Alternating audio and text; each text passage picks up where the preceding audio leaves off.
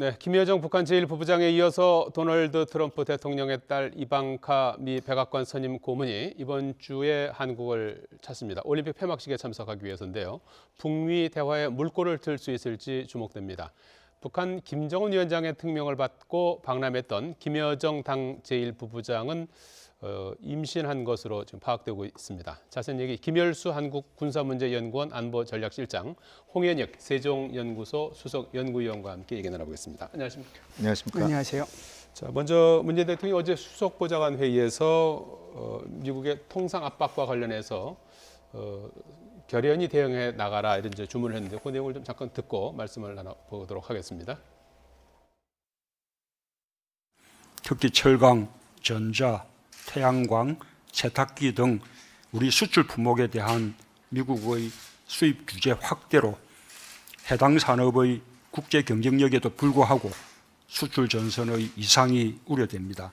WTO 제소와 한미 FTA 위반 여부 검토 등 당당하고 결연히 대응해 나가고 한미 FTA 개정 협상을 통해서도 부당함을 적극 주장하기 바랍니다. 신북방 정책과 신남방 정책의 적극적인 추진을 통해 수출을 다변화하는 기회로 삼아 나가야 할 것입니다. 예, 우리나라가 이제 세계적인 경쟁력 있는 품목들이 많이 있지 않습니까? 예. 그럼에도 불구하고 지금 이제 통상 압박에 따라서 수출 전선의 이상까지 이제 우려된다 이제 이런 지적도 있었고요.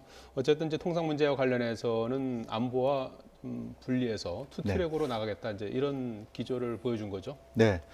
사실 냉전 시대에는 네. 미국이 한국이랑 동맹이니까 네.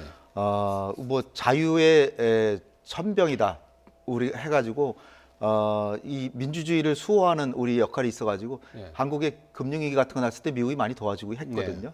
냉전 지나고 나서 우리가 98년인가에 그 외환위기 당했을 때 벌써 미국이 안보하고 경제를 분리해서 안보는 동맹이지만 예. 경제는 아니다. 이렇게 해서 우리가 외환위기 했을 때 사실 미국이 조금 도와줬으면 그때 넘어갈 수도 있었거든요.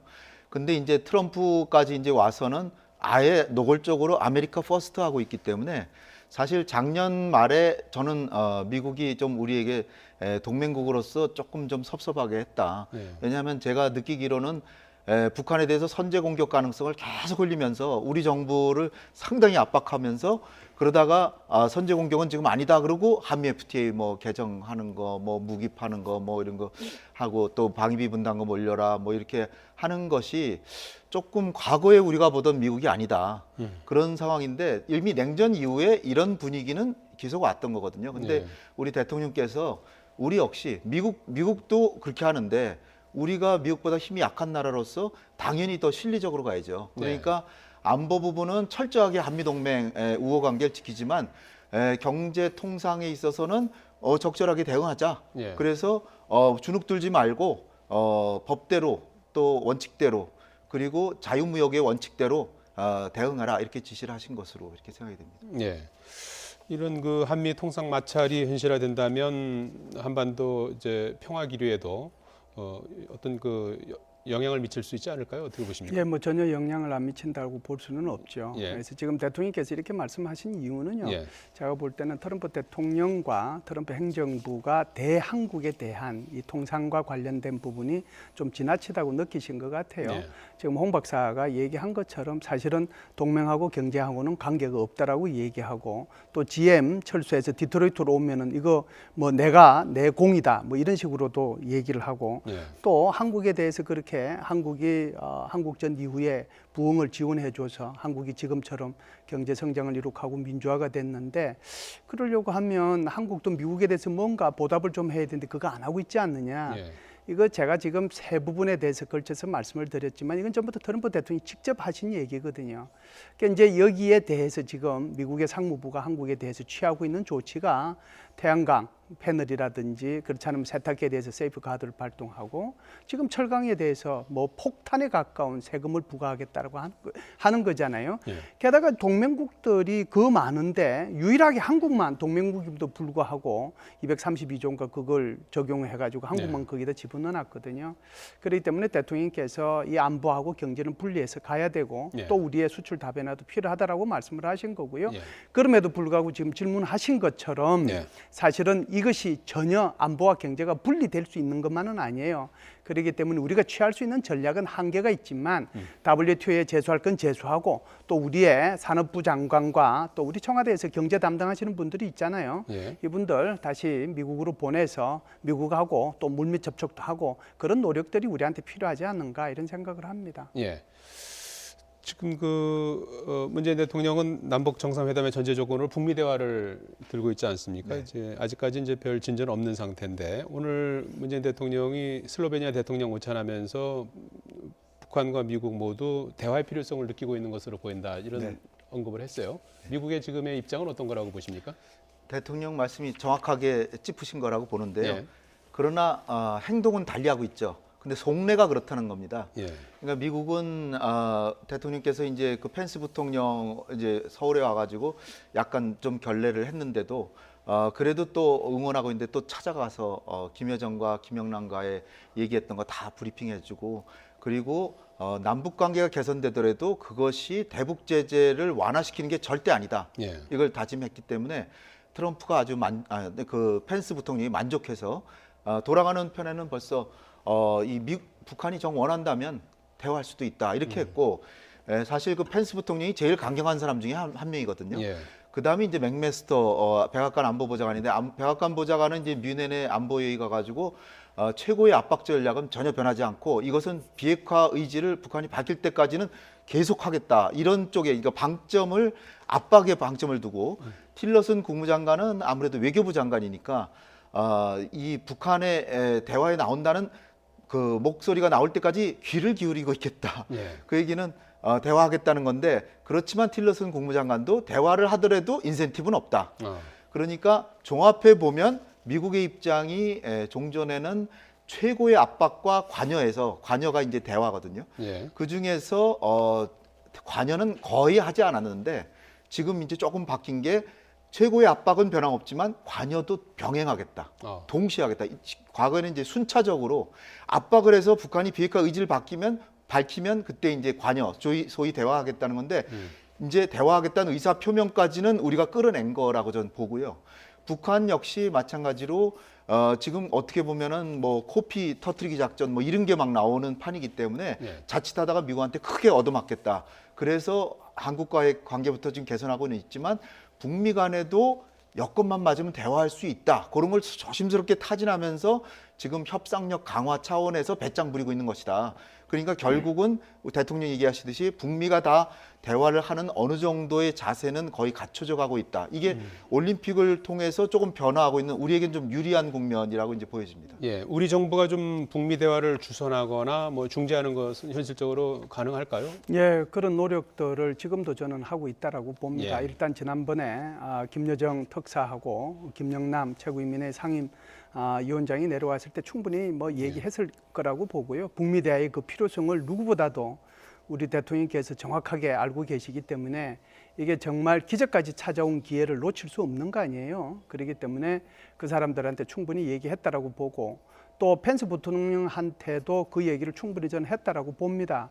처음에 이제 만찬을 할 때는 두 사람의 얘기는 전혀 서로 다른 방향으로 갔죠. 우리 대통령께서는 북미 대화를 주장을 했고 펜스 부통령은 계속해서 압박과 제재를 해야 되겠다라고 얘기를 했는데 그럼에도 불구하고 우리 대통령께서 말씀하신 그 얘기를 비행기 돌아가는 과정 속에서 얘기를 했단 말이죠. 그렇기 때문에 이런 것들이 굉장히 이제 선순환 작용을 하게 돼서 지금 현재는 대화의 조건들이 좀 낮아졌습니다. 그런데 지금 어떤 문제가 생기고 있냐면 서로 이 낮아진 대화에 서로를 초청하기 위해서 대화를 제의를 해야 되는데 북한도 대화를 제의를 안 하고 있고 미국도 대화를 제의를 먼저 안 하고 있거든요. 그러니까 여기에 이제 우리 한국 정부의 어떤 주선 노력 이런 것들이 필요합니다. 그렇기 때문에 북한에 대해서는 필요하다라고 하면 뭐 특사라도 보내야 될 필요가 있고요. 예. 뭐 미국 같은 경우에는 이제 이방카가 오니까 예. 이방카를 통해서 또는 이제 네. 필요하다라고 하면 우리는 워낙 거기에 이제 채널들이 많이 있으니까 그 공식적인 채널이나 또는 특사를 보내가지고 어떻게 됐든지 간에 이 귀하게 마련된 자리가 북미 대화로 연결이 되고 비핵화회담으로 넘어갈 수 있도록 그런 노력을 예. 해야 될 필요가 있다라고 봐야죠. 이방카의 그 방안이 상당히 지금 시점에서도 주목을 끄는 것 같아요. 네. 지난번에 이제 북한에서 이제 김여정 부부장도 왔었고 이제 폐막식에 이제 이번 주 일요일에 이제 올림픽 폐막식 있지 않습니까? 네, 폐막식에 앞서서 금요일에 방한하는 일정이고 3박 4일 동안 머무는 예정인데 트럼프 대통령이 요즘 부쩍 말을 좀 줄이고 있는데 네. 이방카가 어떤 메시지를 가져올까요? 그러니까 트럼프 대통령이 딸에게 무게를 잔뜩 실어주는 모습이에요. 지금 예. 트럼프 대통령이 문 대통령하고 전화 통화라도 하면 궁금증이 이제 많이 풀릴 텐데 예. 뭐 부통령이나 백악관 안보보좌관이나 저 국무장관만 얘기를 하고 있고 트럼프 대통령은 탁 이렇게 함구하고 있으니까 이방카가 와서 무슨 얘기를 할까 또 친서를 혹시 가져오지 않을까 이게 네. 관심이 쏠리는데 어쨌든 우리 정부가 이번에 좀 과하다고 할 정도로 김여정보다 더 환대해야 된다. 반드시. 예. 에, 하나하나가 비교가 되는 김여정보다 더 소홀해서는 그리고 이거는 단순히 이제 한미 관계뿐 아니라 네. 우리 국내에도 이 남북 관계가 너무 급진전이 돼가지고 한미 관계가 좀 이게 좀 삐걱거리는 게 아닌가 걱정하는 분들이 있어요. 그러니까 이번에 정말로 김여정보다 더 환대하고 그래서 우리 외교적 자산을 총 이게 활용을 해야 된다. 김정숙 여사도 나서시고 네. 그다음에 강 외무장관님도 나오셔서 그래가지고 이방카가 뭐 스키를 좋아하는데 자기 어머니가 스키를 매우 좋아해가지고 스키를 보길 좋아해서 아마 강경화 장관께서 스키를 같이 보러 가실 것 같고 예. 김정숙 여사는 이제 한국 문화 체험 이런 것도 하실 것 같은데 아무래도 이제 역시 대통령께서도 그 이방카를 만나서 이제 메시지를 듣겠죠. 그리고 이방카를 통해서 전해지는 한국의 대북 정책 기조 예. 이게 우리가 직접 트럼프 대통령한테 얘기하는 것보다 더 중요할 수도 있습니다. 그러니까 아주 잘 설명을 해서 그리고 평화가 무엇보다 소중하다. 그리고 남북 간의 관계 개선이 북핵 문제 해결에 도움이 된다. 그러니까 남북 간의 관계가 좀 빠르게 진전되고는 있지만 거기에 대해서 너무 당혹해하지 말고 이게 다 비핵화를 위해서 하는 것이고 그건 한국과 미국의 이해관계가 정확히 일치하는 것이다. 이런 식으로 잘 설명하면 좀 좋은 성과가 있지 않을까 이렇게 기대를 해봅니다. 김여정 부부장은 뭐 차관급으로 왔고 이제 특사 자격이긴 했죠. 물론 네. 이제 김영남 상임위원장이 이제 정상급 대우를 받았는데 김여정 이상의 예우라면 어떤 정도로 예, 환대를 해줘야 되는 거죠? 김여정은 어찌됐든 뭐 부부장급이긴 하지만 예. 특사 자격으로 왔기 때문에 예. 그래서 거의 국빈에 준하는 그런 대우를 한 거거든요. 예. 이방카가 이번에 오는 것은 굉장히 여러 가지 의미가 있습니다. 제가 사실상 2월 9일 날 이거 하기 직전에 아마 폐회식 때 이방카하고 김여정이가 왔으면 세계의 여자들이 만나서 아주 좋은 결과가 될 거다라고 네. 했는데 어찌됐든 뭐 김여정은 개회식 때 왔고 이방카가 이번에 폐회식 때 참석하는 것 같습니다. 예. 이방카가 백악관의 선임 고문이긴 하지만 이 사람은 주로 여성 활동 예. 그리고 이제 3명의 자녀를 둔 워킹맘이기 때문에 네. 이쪽 분야에 대해서 주로 활동을 많이 해왔습니다. 그래서 아주 소극적으로 임할 수도 있고요. 아주 적극적으로 여기 와서 임할 수도 있는데 제가 볼 때는 트럼프 대통령이 이방카의 미래, 소위 말해서 이방카가 나중에 미국의 대통령이 될 그런 생각까지도 지금 가지고 있는 거잖아요. 예. 그렇다라고 하면 정말 이 북미 대화나 남북 관계나 이 부분에 대해서 이방카 입을 통해 가지고 전 세계 스포트라이트를 받게 할 수도 있는 거거든요. 그런 목적이라고 그러면은 정말 괜찮은 그런 메시지를 이방카를 통해서 보여주지 않겠는가? 그런 차원에서 보면은 우리가 예우를 정말 김여정 이상으로 해야 된다 이런 그런 생각을 합니다. 네. 사실은 일본에서도 이방카가 갔을 때 이 지금 그 일본의 총리가 국빈급 이상으로 정상 이상으로 예우를 해줬고요. 예. 인도에 갔을 때도 모디 총리가 거의 국빈급으로 대우를 해줬거든요. 예. 그런 차원에서 그런 것들을 정말 참고하겠군요. 그렇죠. 국빈급으로 대우를 해서 우리의 열망, 우리의 어떤 그 기대 그것이 이방카 입을 통해서 트럼프 대통령한테 잘 전달되면 그것이 국빈급으로 대우를 해줘도 우리한테 손해 볼 것은 없다 이렇게 봅니다. 날짜가 얼마 남지 않아서 실현 가능성 없어 보이는데 북한이 폐막 시기에도 고위급을 보낼 가능성은 현재로서는 희박하다고 봐야 되겠죠. 제가 볼 때는 최초에 이제 이게 이 고위급 회담을 예. 할 때요. 거기에 이제 쭉 참관단 8개 오도록 돼 있었는데 예. 무슨 단부터 시작해서 그 속에 이제 폐회식 때도 또 뭐 보내겠다는 건 없었다라는 게 첫 번째고요. 예. 두 번째는 워낙 그 물급들이 왔다 갔기 때문에 다시 여기에 이 폐회식에 뭐 보낼 필요가 있겠는가 그런 생각이 듭니다. 워낙 뭐 예측하기가 곤란한 집단이 바로 북한이기 때문에 딱 단정지을 수는 없지만 가능성으로 따지면 그 가능성은 좀 낮다 이렇게 네. 봅니다. 이런 얘기를 하니까 상당히 이제 대화의 분위기가 이제 무르익어 가는 것 같은데 이제 한편에서는 또 그 반대 뉴스도 계속 나오고 있습니다. 북한의 평안북도 영변 핵시설 실험용 경수로 가동 임박했다 이런 관측이 제기됐는데 이건 어떤 의미가 있는 거죠? 이게 사실 의미가 좀 있는 게 예. 과거에 이제 플루토늄 추출했던 5메가와트 원자로 흑연 감속로는 계속 가동 중입니다 이미. 예. 계속 가동 중이고 거기다 추가로 하나 실험용 경수로를 만들었는데 물론 경수로는 이게 고농도의 플루토늄을 만들기에는 조금 좀 부족하긴 하지만 어쨌든 원자력에 있어서 굉장히 연구를 강화하고 있고 이게 거의 다 완공됐다는 거거든요. 그러니까 어떻게 보면 대량 생산 쪽으로 갈 수 있는 거고 더군다나 우라늄 농축도 지금 계속 하고 있어요. 예. 그러니까 참 정말 안타까운 게 지난 한 10년 동안 북한에 대해서 이 핵 프로그램을 동결이라도 시켰어야 되는데 그거를 못한 관계로 동결조차 못하니까 계속 북한이 대량 생산까지 하는 이런 단계를 지금 우리가 보고 있는 겁니다. 그래서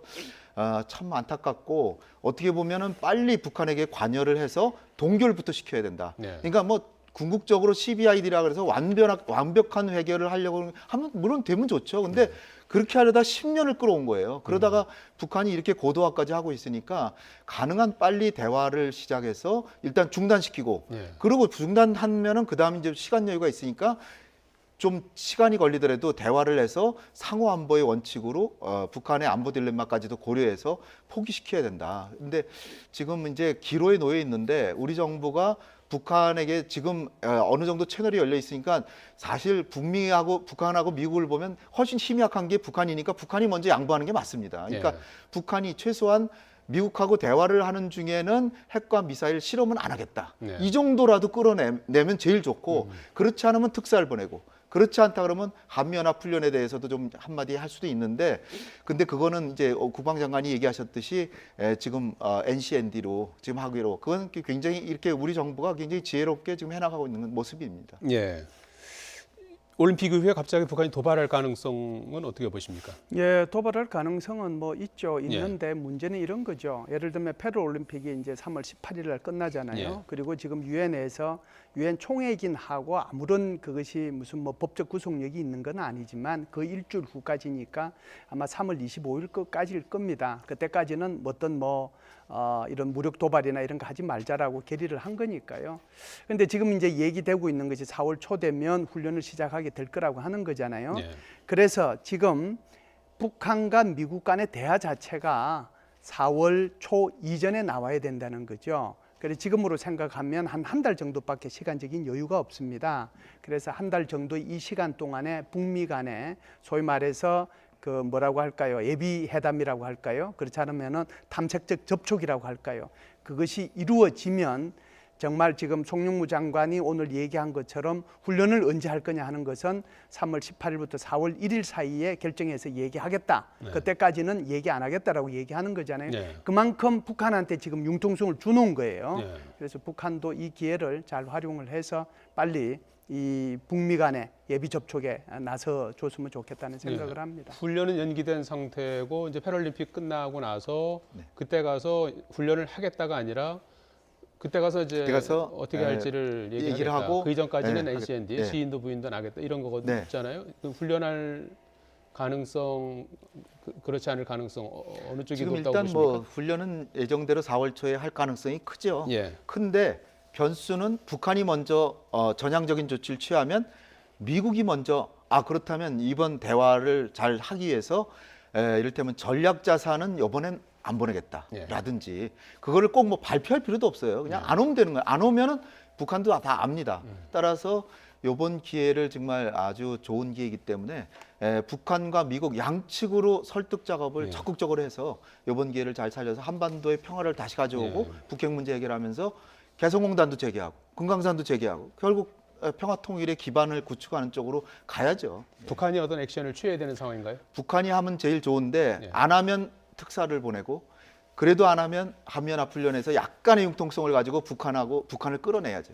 제가 볼 때는요, 4월 1일 이전까지 북미 간의 접촉이 없고 그렇게 해서 뭐 4월 1일부터 훈련이 진행이 되면 북한은 저는 도발할 것이라고 봅니다. 그렇게 네. 되면 지난 한 3개월 동안의 이 평화 무드라고 할까요? 이것은 전부 다 도루묵이 되고 네. 원래 상태로 대결 상태로 들어가는 것이죠. 예. 이것을 미국도 알고 북한도 알고 있어요. 예. 그래서 북한이 이 기회를 이용해야 된다라고 하는 거고요. 예. 트럼프 대통령이 이렇게 얘기했습니다.